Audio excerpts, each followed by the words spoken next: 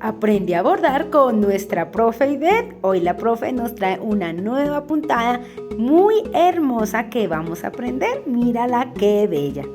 Bueno, estamos aquí con nuestra profe Ivette, nuestra profe de bordados, que nos va a enseñar una nueva puntada. Cuéntenos, profe, ¿cuál va a ser la puntada de hoy? Hoy vamos a hacer la puntada pata de cabra. Pata de cabra, bueno, yo esa la he escuchado muchísimo, la he visto en la máquina, entonces vamos a ver cómo se hace a mano.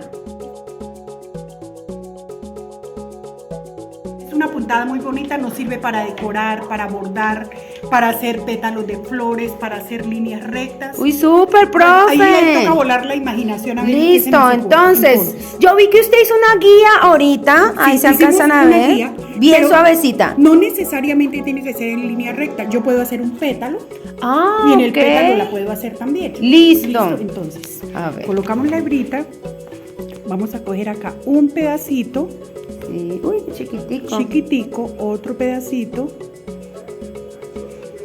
¿Cómo es? Pata de cabra, pata de cabra. Iba a decir punta de cabra, no me sonaba. Y la vamos cruzando Sí. al lado y lado. Ay, es bien tupidita. Bien tupida, si uno la quiere hacer más grandecita, pues va a ser la puntadita más larga.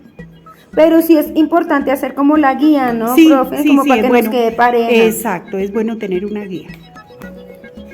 ¿Y usted va bajando un tricito? Sí, voy cogiendo un puntico chiquitico Sí, listo. a la derecha, otro a la izquierda y por encima van quedando cruzaditos. Sí, muéstrenlo, acercamos aquí para que se vea cómo va quedando cruzadito. Sí. Profe, hermosa esa puntada, pata de cabra, ¿cierto? Pata de cabra. Listo, profe, muchísimas gracias. Sí, Muy con hermosa la mucho puntada gusto, de que la hoy. aprovechen y la disfruten mucho. Gracias. Aquí te dejamos algunas ideas. Puedes hacerla separada para que te quede más grande y también la puedes hacer combinada en dos colores. Y ya sabes que lo aprendes todo aquí en Piccolo.